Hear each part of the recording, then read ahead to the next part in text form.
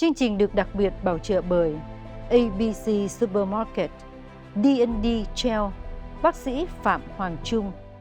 Kính thưa quý vị, ngày hôm nay trong chương trình Hành trình nửa thế kỷ, chúng tôi rất hân hạnh được trò chuyện với dân biểu liên bang Trần, người hiện đang đại diện cho địa hạt 45 của California, bao gồm nhiều thành phố ở tại Orange County như là Westminster, Garden Grove, Fountain Valley, và nơi có nhiều cộng đồng người Việt đông đảo. Ông Trần là con của một gia đình thuyền nhân Việt Nam lớn lên ở tại Nam California và đã phục vụ 8 năm trong quân đội Hoa Kỳ trước khi trở thành luật sư bảo vệ quyền lợi người tiêu dùng và chủ doanh nghiệp nhỏ. Tại Quốc hội thì ông hiện là thành viên của Ủy ban Quân vụ và Ủy ban Doanh nghiệp nhỏ, nơi mà ông đang tập trung vào các vấn đề như là an ninh quốc gia, phát triển kinh tế cũng như là hỗ trợ các doanh nghiệp nhỏ trong cộng đồng. Từ hành trình của một gia đình tị nạn cho đến trách nhiệm phục vụ tại Quốc hội Hoa Kỳ, câu chuyện của ông không chỉ là một minh chứng cho thành công cá nhân mà còn phản ánh sự phát triển và sức mạnh của cả một cộng đồng. Kính mời quý vị cùng theo dõi cuộc trò chuyện đặc biệt này.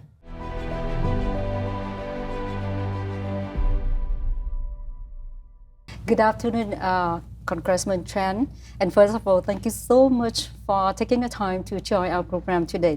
So let's talk about your early life. You are the son of the refugee family who came to the United States seeking freedom. Could you first share some of the memories of your parents' sacrifices and how that journey shaped your values and your path into public service? Thank you so much for having me on, first and foremost. You know, my realization of my parents' struggle was really more of what I saw and experienced when I was growing up, and what they went through, like so many folks in my community, as refugees, as boat people. I was only told those stories by my mom, my dad, my sisters. I think, you know, their journey here was not one that was easy, and it's not for anyone. As refugees, losing a whole family, because my father, you know, lost his first wife and 4 children. The boat capsized and they died, and then he met my mom. He had 3 daughters at the time. My 3 half sisters survived, and they came over here, but they spent a year at the refugee camps in Indonesia before getting to the U.S. And I was very lucky that the same year that they got here, that I was born in Southern California. So I grew up here, but we grew up immensely poor. You know, we relied on a lot of safety net programs like welfare, SNAP, WIC, food stamps. Those were things that we needed in order to be able to make it here in the U.S. And as time went by and they were able to save enough money, they opened a small corner market, a store in LA, and you know, that was my realization of how hard my parents worked in order to let their kids have a future. Thank you for sharing that. At the age of 18, you decided to enlist and serve in Iraq. And what motivated that decision? And how did your military experience shape the way you serve in Congress today? Yeah, so I want to make something clear. I never went to Iraq. I got activated because of the Iraq War. So my unit was placed on, very lucky to be placed on Homeland Security. So we were at Fort Stewart in Georgia for close to half a year on Homeland Security. So I didn't have to go overseas. But you know, for me, enlisting and being part of the military was a small tribute, a way to pay back this amazing country, the United States of America, for taking my parents in, for giving us the means to survive and for us to succeed. So it was an honor and something that I felt deeply that I wanted to do in order to be able to give back for this country. Thank you. Before entering the Congress, you work as a lawyer representing workers, consumers, and the victims of the abuse. How has the experience influenced the way you approach legislation and protecting everyday Americans from the large corporation? That's a great question. I think, you know, being someone who finished law school, they teach you how to be very analytical. And when I started my own practice and practiced law right here locally in Orange County, I took on cases that dealt with discrimination, harassment, and wrongful termination, always representing the employee who were being taken advantage of by these large corporations. Sometimes bad supervisors were the cause of the harassment. Sometimes it's just bad company policy. But it was very a sense of strong pride for me to be able to go to bat for the little guy and make sure that their voices were heard in the courtroom. And I really see that my job in Congress now is to serve all of my community and give them that voice at the federal level. Mm-hmm. But what have been your top priorities in service your district and your constituents? It was always going to be to make sure that I bring back resources and funding for my community. You know, that's top of mind for me when I'm flying to DC and I'm working out there. But you know, my priority remained to make sure that we take care of our troops. You know, as a veteran myself, I think there's a meaningful way that you can ensure that the folks that served our country with dignity and exercising their duty, that we give them all the resources they need when they're back here. And additionally, you know, I sit on the Small Business Committee, and I think a lot of immigrants, they tend to be very entrepreneurial, and they start their own business. And you know, my wife and I have our own small business in Anaheim, and I think it's important that you know these businesses have the means to be able to seek funding to either start a business or expand their business. That there is a way for them to understand the contracts when they're entering into a small business loan, for example. And that's why I was very proud to pass legislation that is called plain language in contracting for small business. So that way, you know, no legalese and just talking regular English so people can understand. And additionally, I sit on the House Armed Services Committee. I would like to ask you this question, you know, off topic today, okay, about the conflicts between U.S., Israel, and Iran. How do you think the U.S. should balance military and diplomatic actions to, you know, both protection national interest and avoid a wider war? Yeah, I think you said the key word, diplomacy. I think when we are a nation of such power, we have to make sure that we exhaust all diplomatic avenues before taking any type of military actions. You know, I am very concerned that when we enter into a war by choice, as opposed to by necessity, it will eventually hurt not just our economy, but there's American lives at stake. As of earlier today, I think I was reported that 11 Americans have been killed in action from this unnecessary war in Iran. Now, I recognize that Iran is a very bad government, a very bad regime. The Ayatollah that was killed is a very bad man. But that doesn't mean that we go into this conflict that we have now without seeking diplomatic resolution. I think that should be first and foremost. Chương trình được bảo trợ bởi ABC Supermarket, ngôi chợ lý tưởng của mọi gia đình Việt Nam. D&D Gel, a world of blooming color.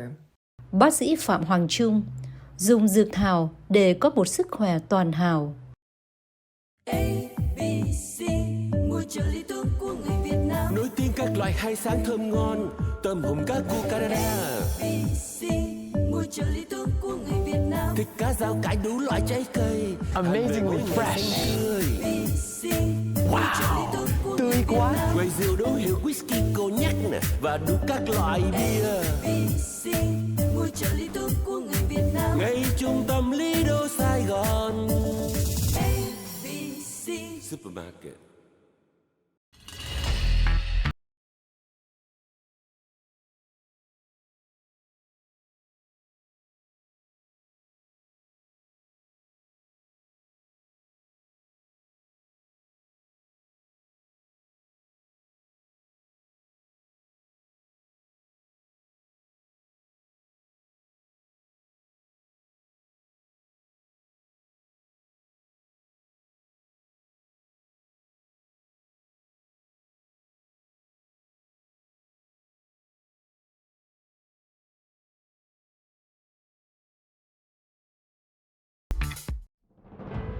Đừng lo tuổi già sức yếu vì quý vị đã có thuốc chạy bộ marathon của bác sĩ Phạm Hoàng Trung.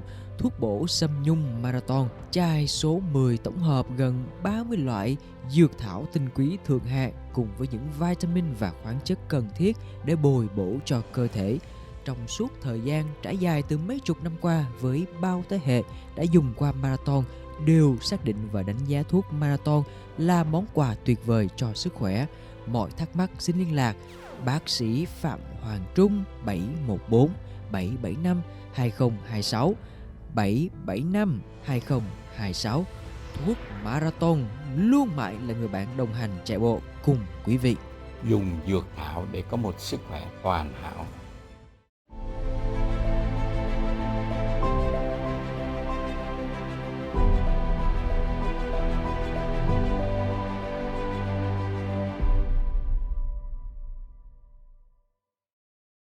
Could you share some key bills of policy that you have supported that directly to the benefit of California's 45th district?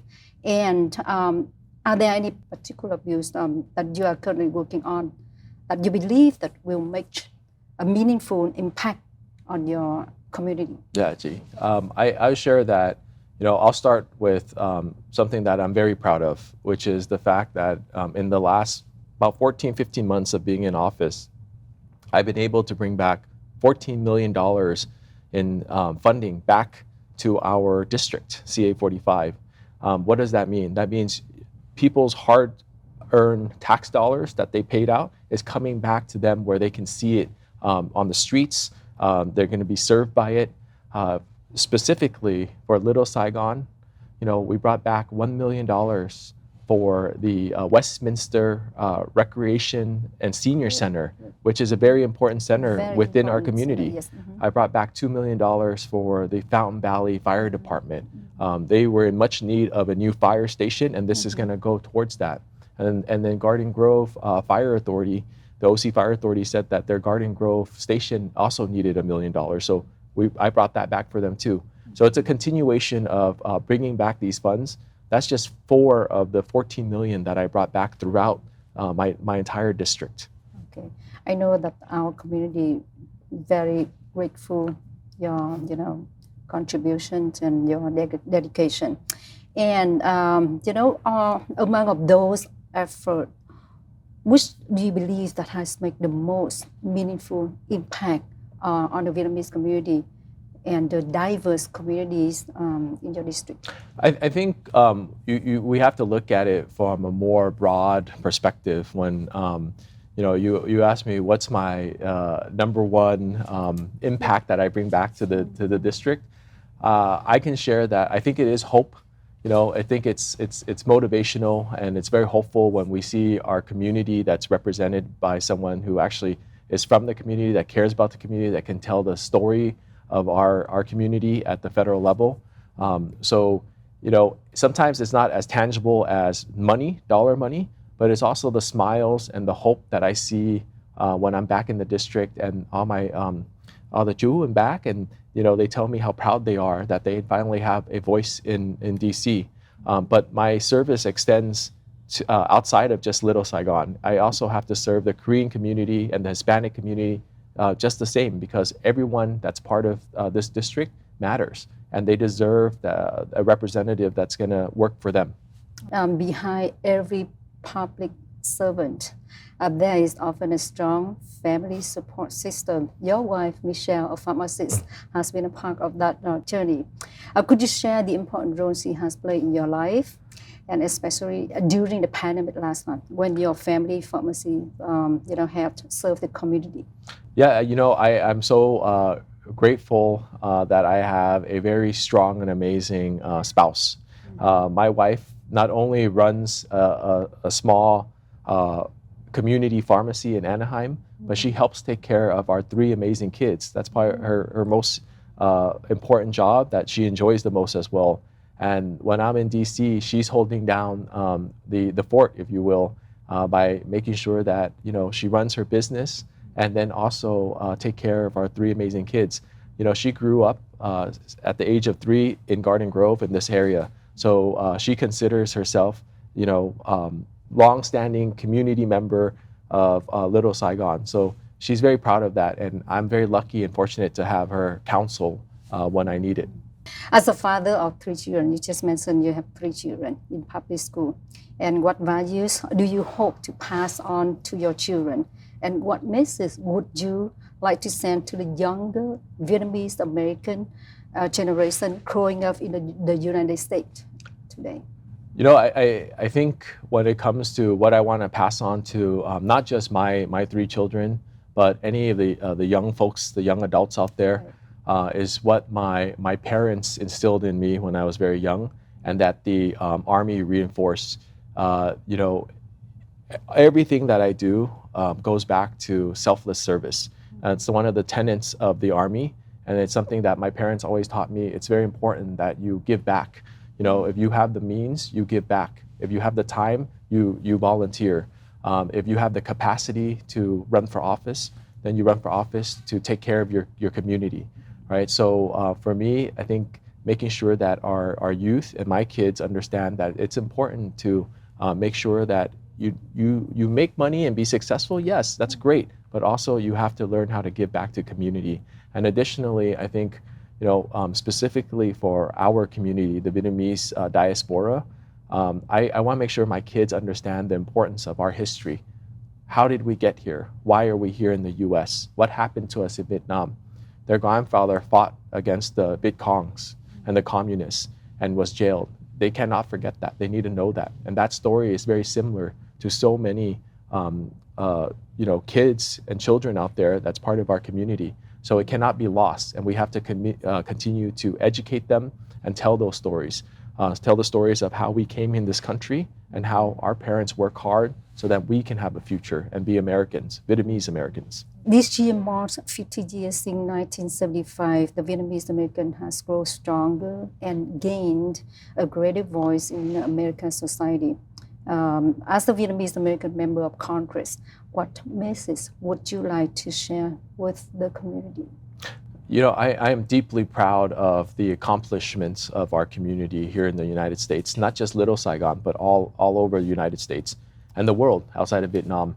You know, we've become engineers, doctors, lawyers, successful business owners, CEOs, board directors, and that's just the beginning for us in our community.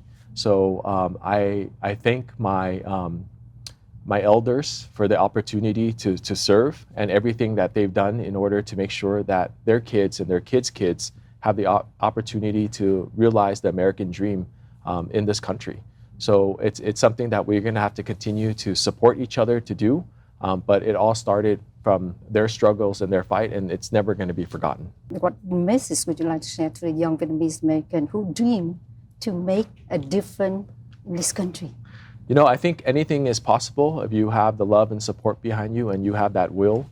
So I say, you know, never give up on your dreams. You always have to, you know, fight for it. Things don't come easy, but that doesn't mean you give up. So you have to remember that with a good support system, you can do anything. Okay. Before we close, I would like to ask you this question. Outside of the work in Congress, what do you enjoy doing with your family during the free time? We go out to eat a lot, I think, which is also a problem because I'm gaining too much weight. But going out to eat, the kids enjoy outdoors, hiking. So this past weekend we went hiking. So it's a lot of outdoor activity, but also enjoying good Vietnamese food. All right, thank you again. Once again, thank you for joining us today. Thank you for your service to the community and to the Vietnamese American community. Thank you. And hopefully we'll see you, on the next show in my current affair. Thank you so much, Jay, and I thank everyone for this opportunity to be in this role.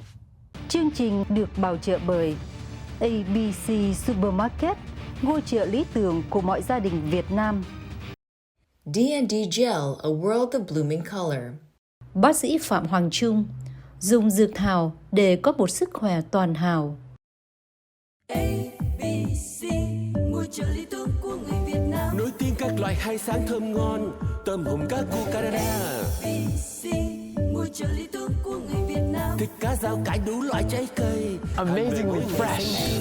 ABC, Wow, tươi quá. Quầy rượu đủ hiệu whisky, cognac nè và đủ các loại bia. ABC, ngôi chợ lý tưởng của người Việt Nam. Ngay trung tâm Lý Đô Sài Gòn. ABC Supermarket.